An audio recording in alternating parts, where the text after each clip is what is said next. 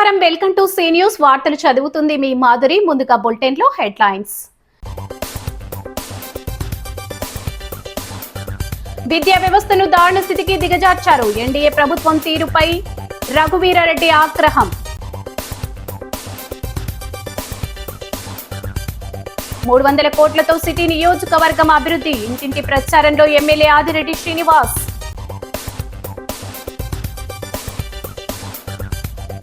నారా లోకేష్ వెంటనే రాజీనామా చేయాలి. డిఎస్సీ అవకతవకలపై చక్కంపూడి డిమాండ్.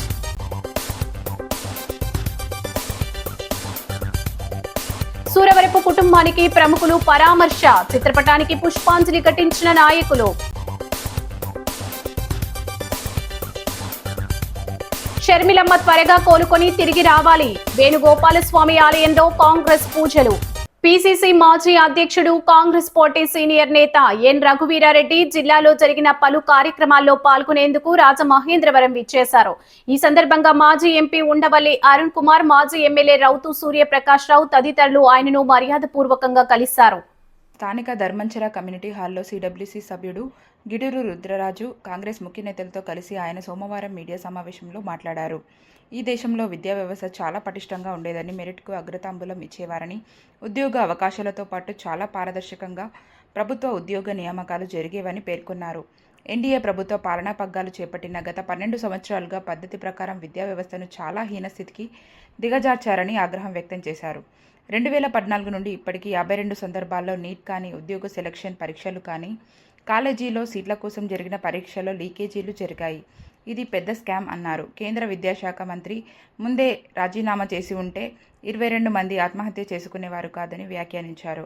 ఆగస్టు 9న ఢిల్లీలో కాంగ్రెస్ భారీ ర్యాలీ నిర్వహిస్తున్నట్టు రుద్రరాజు వెల్లడించారు. డీసీసీ అధ్యక్షుడు బోడ వెంకట్, కాంగ్రెస్ సీనియర్ నాయకులు జంగా గౌతమ్, అరిగెల అరుణకుమారి, కొవ్వూరి శ్రీనివాస్, డాక్టర్ వైఏ వడయార్, జ్యేష్ఠ సతీష్ కుమార్, పట్నాల శ్రీనివాస్ తదితరులు పాల్గొన్నారు.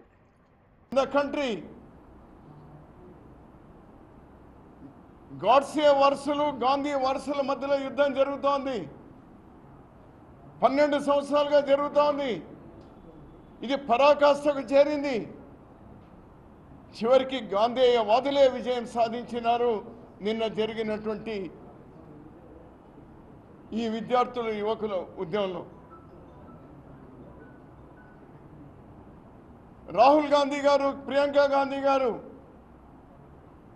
ఈరోజు దేశంలో ఉన్నటువంటి యువతకు ఒక భరోసా ఇవ్వడానికి అనేకమైనటువంటి సమస్యలు ఉన్నాయి. ఈ ప్రభుత్వం పూర్తి కూరుకొని పోయింది. రాజకీయమైనటువంటి ఇష్యూస్ అనేకంగా ఉన్నాయి. రాజకీయంగా మేము లబ్ధి పొందాలంటే చాలా ఇష్యూలు ఉన్నాయి. కానీ వాటన్నిటిని కూడా పక్కన పెట్టి దీన్ని ప్రధానంగా తీసుకున్నారు. కారణం, ఈ దేశం భవిష్యత్తులో కూడా భద్రంగా ఉండాలంటే విద్యార్థులు, యువకులు వాళ్ళు బాగా ఉండాలి. Hats off to youth and students and double hats off to Rahul Gandhi and Priyanka Gandhi. నేను ఒక్కటి అడగదలుచుకున్నాను ప్రధానమంత్రి గారిని. ఏ ఒక్క శాఖ మంత్రి అయినా వాళ్ళు స్వతంత్రంగా పనిచేస్తూ ఉన్నారా? చెప్పండి మీరు.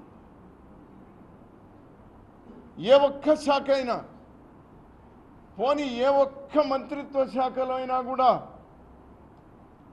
వైఫల్యాలు లేకుండా విజయవంతంగా నడుస్తూ ఉన్నాయా?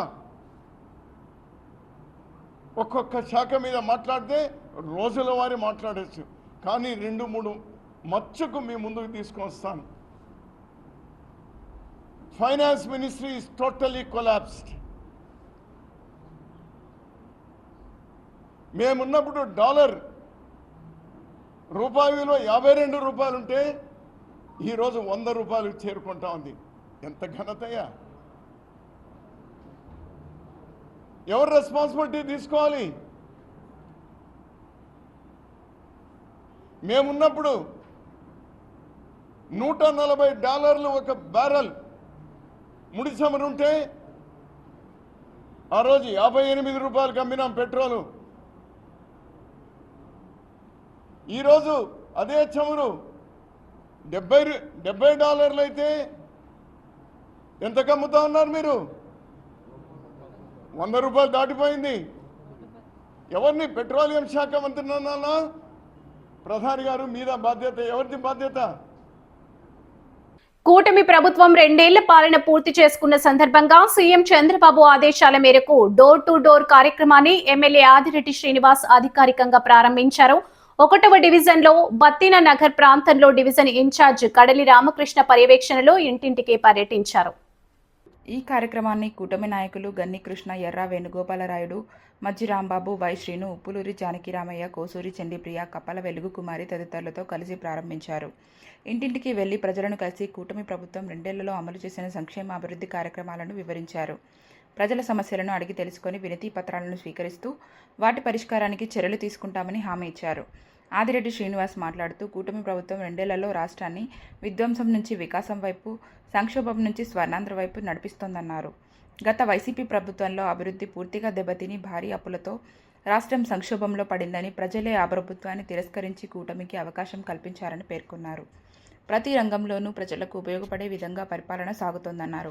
ఇప్పటి వరకు సిటీ నియోజకవర్గానికి 300 కోట్ల రూపాయల నిధులతో అభివృద్ధి చేశామన్నారు.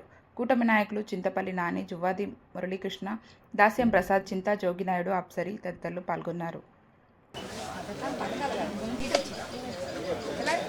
మన వార్డులో మన ఆదిరెడ్డి అనే కార్యక్రమంతో ఇప్పటికే ప్రజల్లోకి వెళ్ళున్నాం. సుమారు 28 వార్డులు చేస్తున్నాం. ప్రధానమైన సమస్య నేను గమనించింది ఏంటంటే హౌసింగ్ కూడా మొన్ననే గౌరవ ముఖ్యమంత్రి గారితో ఏదైతే మా ఎంపీలు ఎమ్మెల్యేలు సమావేశం నిర్వహించుకున్నామో ఆమోదం తెలిపారు. పల్లకడియం కానవరం ఏదైతే ఉందో 11,000 మంది లబ్ధిదారులు ఉన్నారో 11,000 మంది లబ్ధిదారులకి కూడా అతి దగ్గరలో సెంటి భూమి కూటమి ప్రభుత్వం ఇస్తూ ఉందన్నది వాళ్ళందరికీ కూడా శుభవార్త తెలియజేస్తూ ఉన్నాం. బూరుపూడి సమస్య ఉంది. ఆ బూరుపూడి దగ్గర ఏదైతే భూమి ఉందో దానికి న్యాయపరమైన సమస్యలు ఉన్నాయి. సాంకేతికంగా కూడా నివాసయోగం కాదు. వాటికి ప్రత్యామ్నాయంగా మరొక భూమి తీసుకోమని ముఖ్యమంత్రి గారు డిస్ట్రిక్ట్ అడ్మినిస్ట్రేషన్ రెవెన్యూ డిపార్ట్మెంట్ చెప్పారు. తీసుకుంటాం, వాళ్ళకి కూడా ఇస్తాం. ఆ రెండే నాకు ప్రధానంగా కనబడ్డాయి. కానవరం పల్లకడియం ఇస్తున్నాం, బూరుపూడి దగ్గర ప్రత్యామ్నాయం చూపిస్తాం. పెన్షన్స్ ఆగస్టు నెలలో మొన్ననే గౌరవ ఐటీ విద్యాశాఖ మంత్రి గారు కూడా రావడం జరిగింది. ఏదో మాటల్లోనే ఆయన కూడా చెప్పడం జరిగింది. క్యాబినెట్లోని మేము చర్చించుకున్నాం. అతి దగ్గరలో ఆగస్టు నెలలో అర్హత కలిగిన వారందరికీ కూడా కొత్త పెన్షన్స్ ఇవ్వాలన్న ఆలోచన. దీంతోపాటు మౌలిక వసతులు, ఈ నగరం ఆరోగ్యకరంగా ఉండాలి అని అంటే డ్రైనేజ్ వ్యవస్థ బాగుండాలి. ఎప్పుడో తెలుగుదేశం హయాంలో తెలుగుదేశం కార్పొరేషన్ మేయర్లు ఉన్నప్పుడు జరుగుతున్న అభివృద్ధే తప్ప అవగాహన లేకుండా గత 5 సంవత్సరాలు ఏ విధమైన డ్రైనేజ్ వ్యవస్థను కూడా ప్రక్షాళన చేయలేదు. ఇప్పుడు సుమారు ఈ ఒక్క 2 సంవత్సరాల్లోనే 300 కోట్లతోటి రోడ్స్ డ్రైన్స్ని అభివృద్ధి చేయడమే కాదు, పుష్కరాలకి కేవలం 140 కోట్లు డ్రైనేజ్ ప్రక్షాళన చేయడానికే పెట్టడం జరిగింది డ్రైనేజ్ వ్యవస్థని. ఈ 140 కోట్లతోటి ప్రతి డ్రైనేజ్ని సరిచేస్తాం, రోడ్స్ వేస్తున్నాం. రాజమండ్రి చరిత్రలో ఎప్పుడూ లేని విధంగా 150 ట్రాన్స్ఫార్మర్లు అక్కడే కనబడతా ఉంది. కొత్త ట్రాన్స్ఫార్మర్ అది కూటమి వచ్చిన తర్వాత వేసుకున్నాం. అలాంటి 150 ట్రాన్స్ఫార్మర్లు ఈరోజు నగరంలో పెట్టాం. అయినా కూడా ఈ నగరానికి ఇంకా అవసరం ఉంది, ఇంకా ట్రిప్ అవుతూ ఉంది. దీన్ని గమనించే వచ్చే 30 సంవత్సరాలు ప్రజల యొక్క అవసరాలని, కరెంట్ అవసరాలు దృష్టిలో పెట్టుకొని, కన్జంప్షన్ ఒక అవసరాలను దృష్టిలో పెట్టుకొని 5 సబ్స్టేషన్స్కి ల్యాండ్స్ అలొకేషన్ అయిపోయింది. అవి టెండర్లో ఉన్నాయి. అతి దగ్గరలో 5 సబ్స్టేషన్స్ పనులు కూడా పూర్తి చేస్తే ఇంకా ఎండాకాలంలో ట్రిప్ అయ్యే అవకాశమే ఉండదు.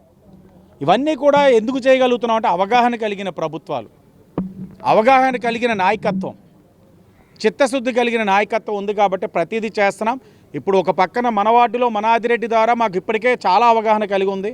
ఇప్పుడు ఈ డోర్ టు డోర్ కార్యక్రమం ద్వారా ప్రతి ఇంటికి వెళ్తాం. సుమారు 89,000 ఇల్లులు ఉన్నాయి ఈ నియోజకవర్గంలో.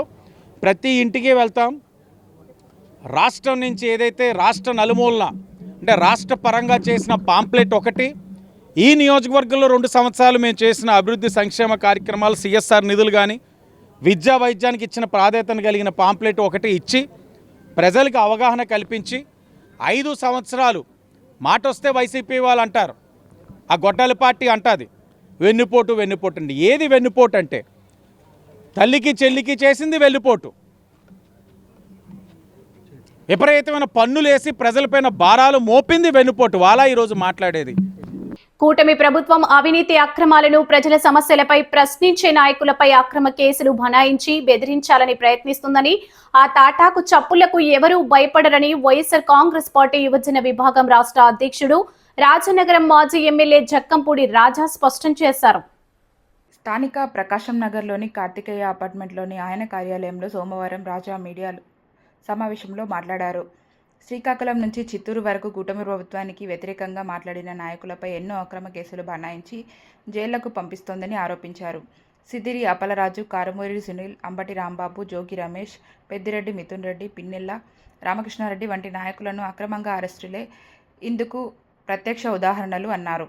కర్నూలు టౌన్ యువజన విభాగం అధ్యక్షుడు బాలుని కొట్టి భయపెట్టి అక్రమ కేసులు పెట్టి ప్రశ్నిస్తే తనపై అక్రమ కేసులు పెట్టారన్నారు. రంగంపేటలో వైఎస్ఆర్సీపీ నాయకులను పోలీసులు విచక్షణరహితంగా కొట్టారని ప్రశ్నిస్తే కేసు నమోదు చేశారు.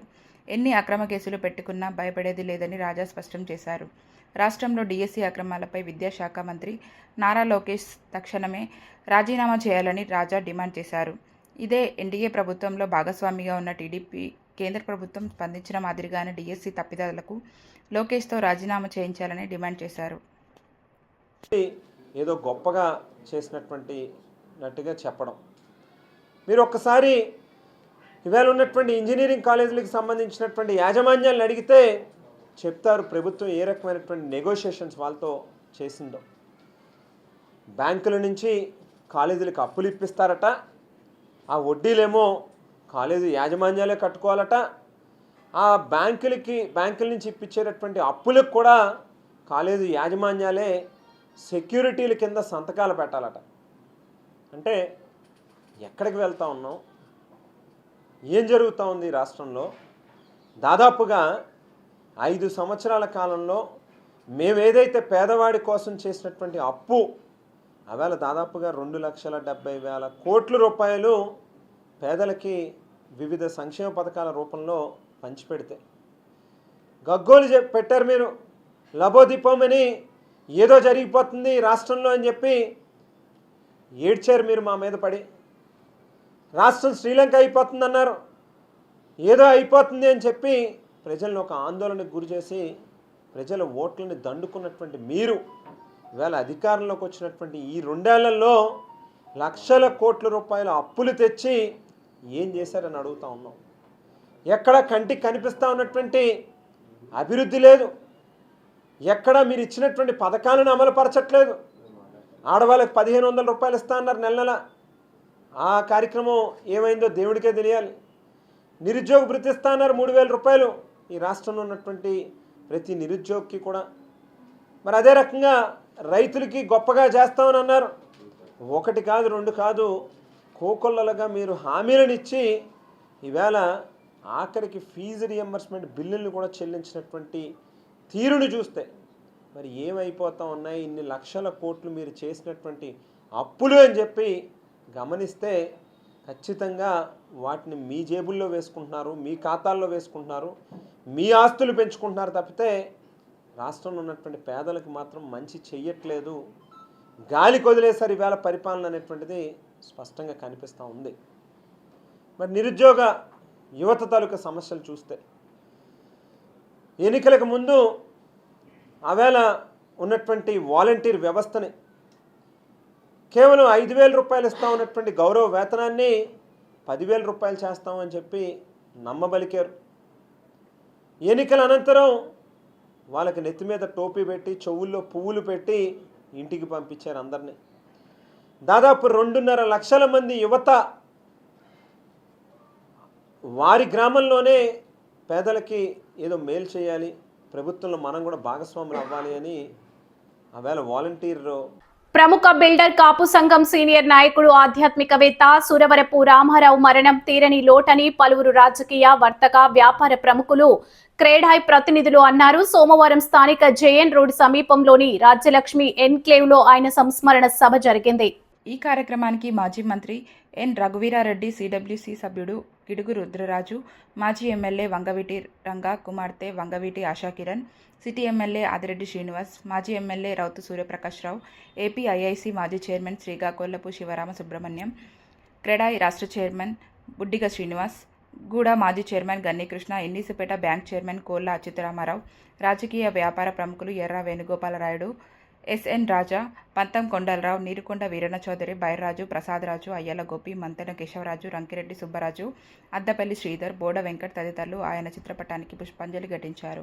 ఆయన కుమారులు సూరవరపు పాపారావు, సూరవరపు సుబ్బారావు, సూరవరపు శ్రీనివాస్ కుమార్ను పరామర్శించి ప్రగాఢ సానుభూతి తెలిపారు. వంగవీటి ఆశాకిరణ్ మాట్లాడుతూ సూరవరపు రామారావు కుటుంబంతో తన తండ్రి వంగవీటి మోహనరంగాకు ఎంతో మంచి సంబంధాలు ఉన్నాయన్నారు. కంచుమర్తి చంటి, యజ్జు వాసు, యాళ్ల సురేష్ బాబు, బొరుసు శ్రీనివాస్, ఎంఎస్ఎన్ మాస్టారు, దేశిరెడ్డి బలరామనాయుడు, ఇసుకపల్లి శ్రీనివాస్, చెల్లా బారల మురళి, పూడి శ్రీనివాస్, నిమ్మలపూడి గోవింద్, గ్రంథి శ్రీనివాస్, బొమ్మిశెట్టి మల్లికార్జున్, గూదె రఘు నరేష్, ఆకార్ నరసింహారావు, మార్గాని చంటిబాబు, పలువురు మాజీ కార్పొరేటర్లు నివాళులు అర్పించిన వారిలో ఉన్నారు. స్వర్గీయ సురవరపు రామారావు గారికి, వంగవీటి మోహన్ రంగా గారికి చాలా మంచి అనుబంధం ఉంది. అప్పట్లో ఆయన రాజమండ్రికి వచ్చి మీటింగ్లు కానీ ఉండటం కానీ ఇంట్లోనే ఉండేవారు. అలాగే జక్కంపూడి రామ్మోహన్ గారు, వీళ్ళ ఫ్యామిలీకి మంచి సంబంధాలు ఉండేవి. వీళ్ళందరూ కలిపి డాడీకి చాలా సపోర్ట్ సిస్టమ్ ఇచ్చారు. ఆయన చనిపోవడం చాలా బాధగా ఉంది. ఆయన పెద్ద కర్మకు వచ్చాను, వాళ్ళ ఫ్యామిలీని కలిశాను, చాలా సంతోషంగా ఉంది. అప్పట్లో నాన్నగారు ఇటు మీటింగ్స్కి వచ్చేటప్పుడు జక్కంపూడి రామ్మోహన్ గారును రామారావు గారు కలిపి మీటింగ్స్ అరేంజ్ చేసేవారండి. అలాగే వచ్చినప్పుడు ఇంట్లో ఉండటం కానీ ఏదన్నా అలాంటి మంచి రిలేషన్స్ మెయింటైన్ చేసేవారు. అది కాంగ్రెస్ పార్టీ మీటింగ్ స్పెసిఫిక్గా కొంచెం ఆ మీటింగ్స్ ఆర్గనైజ్ చేయటం, రామారావు గారు బ్యానర్స్ ఆర్గనైజ్ చేయటం అలాగా చేసేవారు.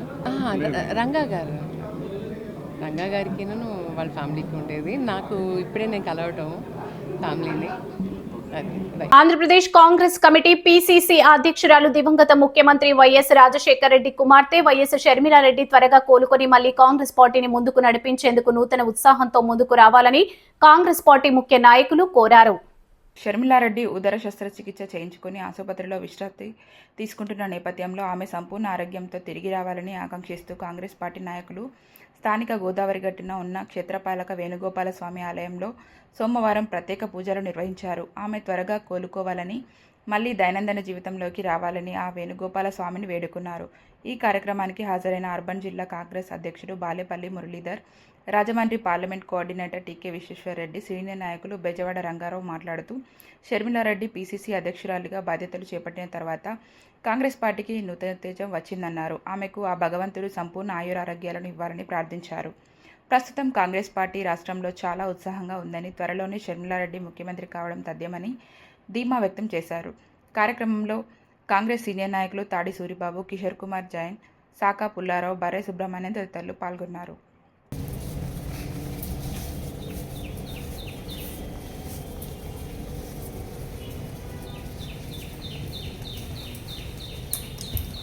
రాజమండ్రి నగర కాంగ్రెస్ పార్టీ ఆధ్వర్యంలో కాంగ్రెస్ క్యాడర్ అంతా కూడా మా ఆత్మీయురాలైనటువంటి ప్రియతమ నాయకురాలైనటువంటి వైఎస్ షర్మిలారెడ్డి గారు పూర్తిగా ఆరోగ్యంగా కోలుకొని మరలా పార్టీకి సంబంధించినటువంటి యాక్టివిటీస్లో పాల్గొని ఈ రాష్ట్రంలో కాంగ్రెస్ పార్టీని అభివృద్ధి దిశలో తీసుకువెళ్లాలనే ఆలోచనతో వారి యొక్క ఆరోగ్య క్షేమం కోరి ఈరోజు నగరంలో ఉన్నటువంటి శ్రీ వేణుగోపాల స్వామి ఆలయంలో పూజలు నిర్వహించడం జరిగింది.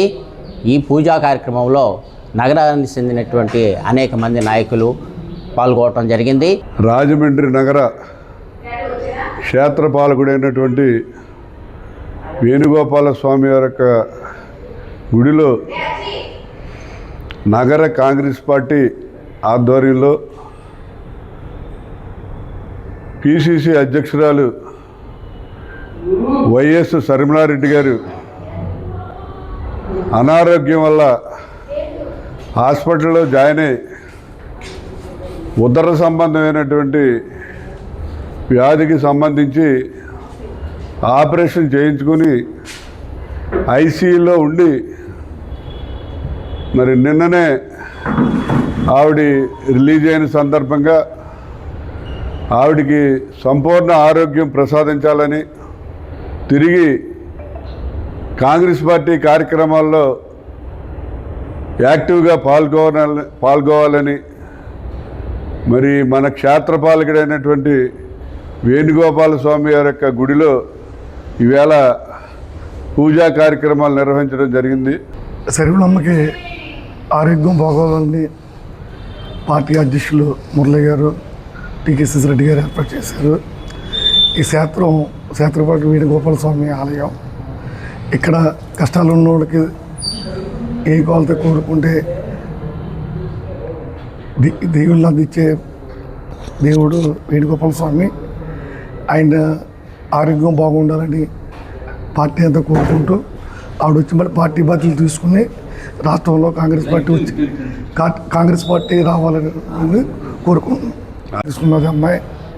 అలాగే రేపు పొద్దున్న 2 ఏళ్ళు పోయాక ఎలక్షన్స్లో కాంగ్రెస్ పార్టీ విజయానికి ఆడికి ఆరోగ్యం, అన్ని మతాలు దేవుళ్ళు కూడా ఆశీస్సులు అందజేయాలని కోరుకుంటూ సెలవు తీసుకుంటాం. స్థానిక లలితానగర్ నామన ధనరాజు వీధిలో వించేసి ఉన్న కనకదుర్గమ్మ వారికి తొలి ఏకాదశి పర్వదినం సందర్భంగా సారే సమర్పించే కార్యక్రమం ఘనంగా జరిగింది. లలితానగర్ కమిటీ తరపున అమ్మవారికి సారే సమర్పించారు. ఈ కార్యక్రమానికి స్థానిక భక్తులు భారీగా తరలివచ్చారు. అన్ని రకాల పండ్లు, స్వీట్లతో కూడిన సారెను కనకదుర్గమ్మ వారికి లలితానగర్ కమిటీ తరఫున సప్లై కంపెనీ శ్రీనివాస్ భక్త బృందం వారిచే సమర్పించారు. వాటికి ఆలయ అర్చకుడు పాలక సత్యవర ప్రసాద్ శర్మ పూజాధికారులు నిర్వహించారు. ప్రతి ఏటా అమ్మవారికి తొలి ఏకాదశి సందర్భంగా సారె సమర్పించడం ఆనవాయితీగా వస్తోందని నిర్వాహకులు తెలిపారు. ఆ కనకదుర్గమ్మ దయతో భక్తులందరూ ఆయురారోగ్యాలు, అష్టైశ్వర్యాలు, సుఖశాంతులతో ఉండాలని ఆకాంక్షించారు. లలితానగర్ ఫ్రెండ్స్ సర్కిల్ స్థానిక పెద్దలు ఈ కార్యక్రమంలో పాల్గొన్నారు. సత్యే నమః, జయాయ నమః, జయాయ నమః, ఆధ్యాయ ధారణే నమః, చిత్రాయ నమః, చంద్రఘంటాయ చిత్తాయ నమః, చిత్తే నమః, ఆయ నమః, సత్యానంద స్వరూపిణే నమః, నమః అభవ్యాయ నమః. తదాగ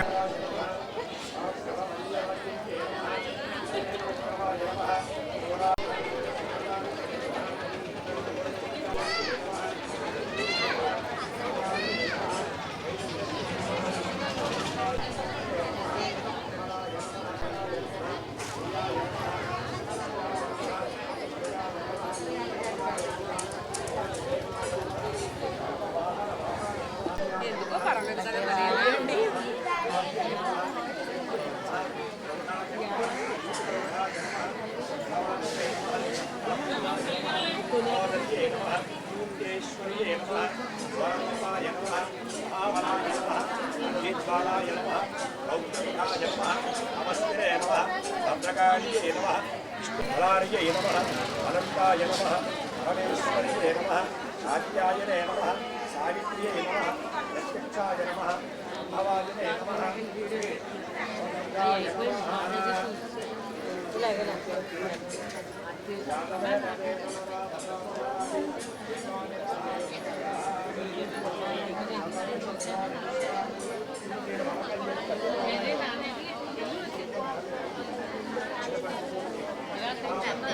తోపుడు బండ్ల కార్మిక సంఘం నాయకుడు టీఎన్టీయూసీ నగర vice president N Satyanarayana Satyababu జన్మదిన వేడుకలు స్థానిక నిర్మల గ్రాండ్ ఫంక్షన్ హాల్లో ఘనంగా జరిగాయి. పలు సంఘాల అధ్యక్షులు, కార్మికులు, తోపుడు బండ్ల వర్తకులు తరలివచ్చి సత్యబాబుకు జన్మదిన శుభాకాంక్షలు తెలిపారు.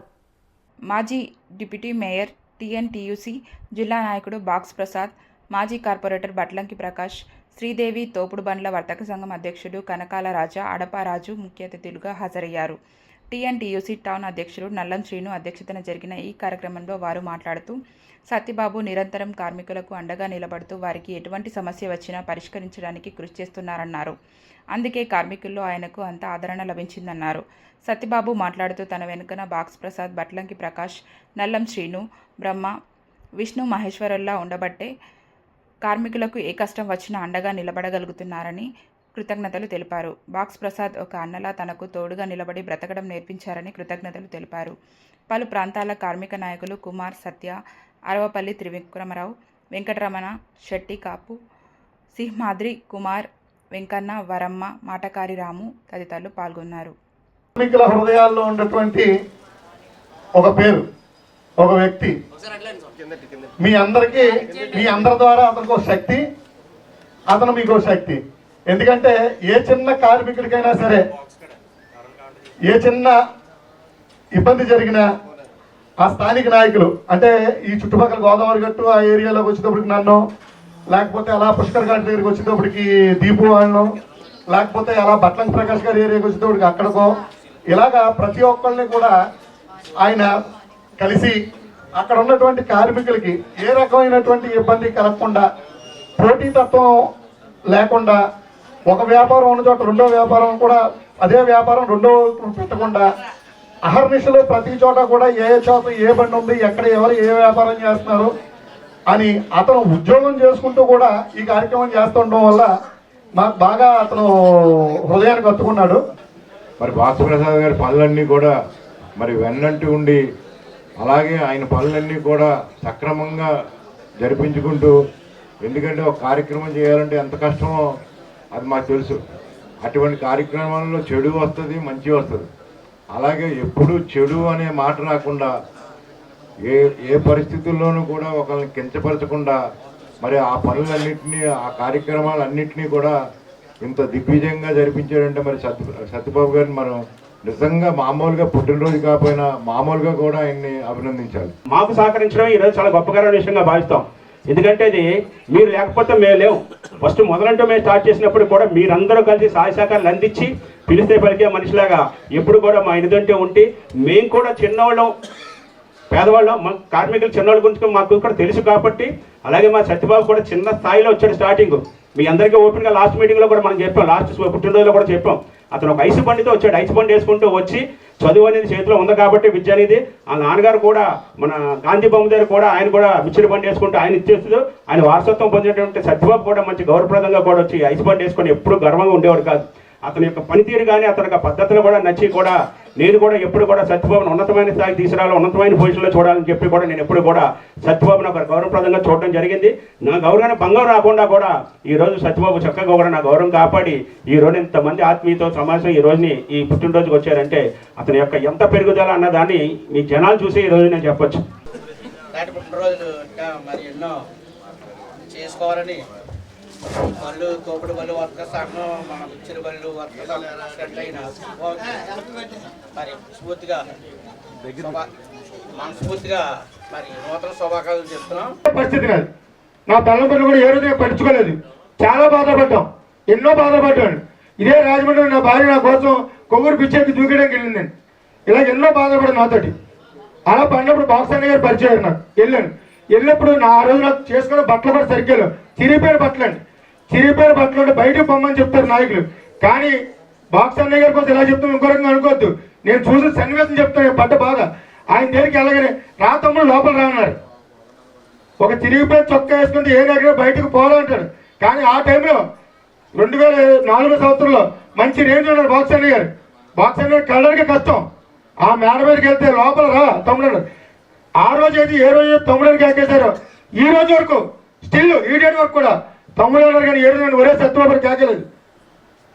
అంత అభిమానం ఆయన దగ్గర సంపాదింటే ఆయనకు నా మీద నమ్మకాన్ని ఏ రోజు కూడా ఒమ్ము చేయని చెప్పి ఈ సభాముఖంగా అందరికీ తెలియపరుస్తున్నారండి.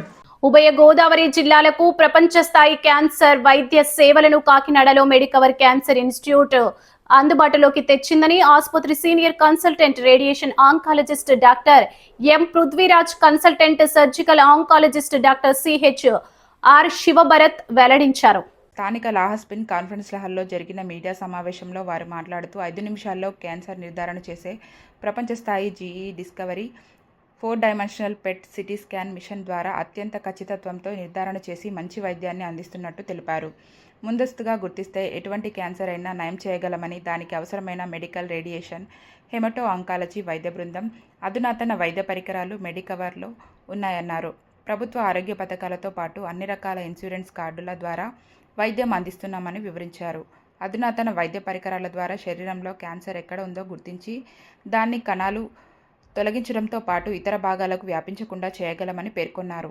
ఇతర ప్రాంతాలకు వెళ్లి వ్యయ ప్రయాసాలకు పడే ప్రజలు తమ మెడికవర్ ఆసుపత్రికి వచ్చి మంచి వైద్యం పొందాలని కోరారు. సమావేశంలో Medicover centre head Nandikolla Anjibabu, marketing సిబ్బంది శంకర్ తదితరులు పాల్గొన్నారు. సో ఈ క్యాన్సర్ కోసం చెప్పాలంటే ఉభయ గోదావరి జిల్లాల్లో క్యాన్సర్ వైద్యం అందిస్తున్న చాలా తక్కువ హాస్పిటల్స్లో మెడికవర్ హాస్పిటల్ కాకినాడ ముందంజలో ఉంది సార్. దానికి చెప్పడానికి కారణం మా దగ్గర ఉన్న అడ్వాన్స్డ్ ఎక్విప్మెంట్స్, మిషన్స్ ఉన్నాయి సార్, అండ్ డెడికేటెడ్ డాక్టర్స్. అంటే ఇక్కడ ఉన్న మా radiation oncologist doctor Prithviraj sir, అలాగే మా surgical oncologist doctor Sivabharat sir వచ్చి మరింత క్లుప్తంగా ఈ క్యాన్సర్ కోసం అవగాహన కల్పించి ప్రజల్లోకి మీ ద్వారా తీసుకెళ్లాలనేది ఈ ముఖ్య ఉద్దేశం సార్. ఇక్కడ ముఖ్యంగా రాజమండ్రిలో ఏమవుతుందంటే advanced equipment and treatment modalities అనేవి కొంచెం సరిగ్గా వాడకపోవడం వల్ల పేషెంట్స్ మా వరకు రావాల్సి వస్తుంది.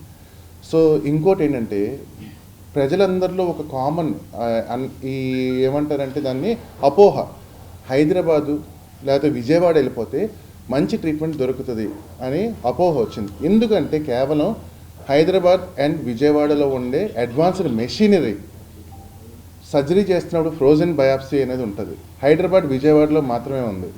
అది చెప్పి అందరూ పేషెంట్లు సర్జరీ కోసం విజయవాడ హైదరాబాద్ వెళ్తున్నారు రాజమండ్రి నుంచి.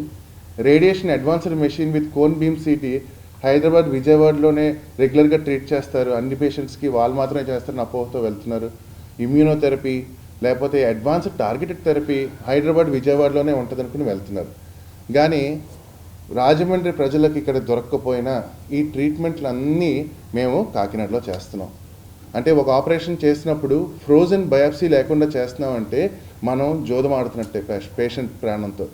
సో సర్జరీ చేస్తున్నప్పుడు క్యాన్సర్ కణాలని కంప్లీట్గా తీసామా లేదా అనేది పేషెంట్ టేబుల్ మీద ఉన్నప్పుడే ఆ శాంపుల్ని పంపించి మేము మొత్తం క్యాన్సర్ని తీసేసామా అని పంపిస్తే వాళ్ళు ఫ్రీజ్ చేసి బయాప్సీ చేసి ఇమీడియట్గా మీరు మొత్తం క్యాన్సర్ని రిమూవ్ చేశారని చెప్తారు. దాన్ని ఫ్రోజన్ బయాప్సీ మన రాజమండ్రి లేకపోవడం చాలా దురదృష్టకరం. వాళ్ళని న్యూక్లియర్ ఫిజిసిస్ట్ అంటారు. వాళ్ళు అందరూ కలిసి కూర్చుని వరల్డ్లో దీనికి ఏంటి బెస్ట్ ట్రీట్మెంట్ అని డిస్కస్ చేసి ఒక ట్రీట్మెంట్ ప్లాన్ని టైలర్ చేస్తాం.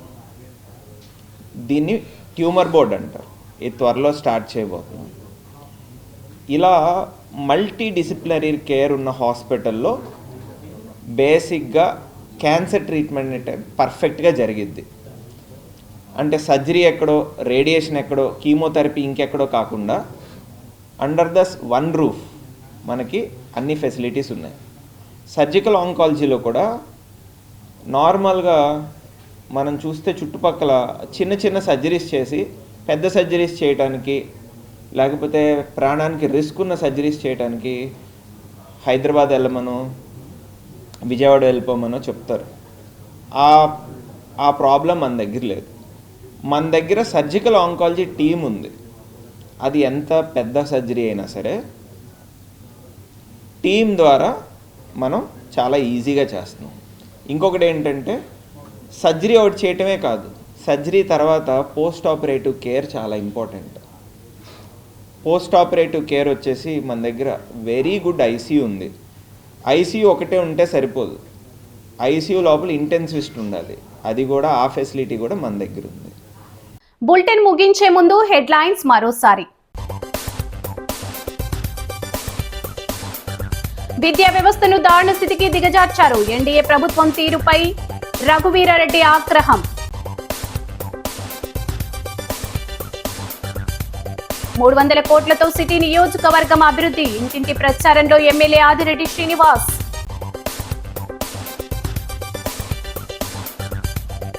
నారా లోకేష్ వెంటనే రాజీనామా చేయాలి. బీఎస్సీ అవకతవకలపై చక్కంపూడి డిమాండ్.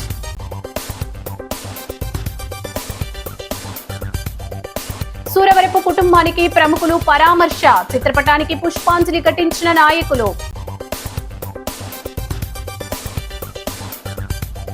షర్మిలమ్మ త్వరగా కోలుకొని తిరిగి రావాలి. వేణుగోపాలస్వామి ఆలయంలో కాంగ్రెస్ పూజలు. ఈ వార్తలు ఇంతటితో సమాప్తం. నమస్కారం.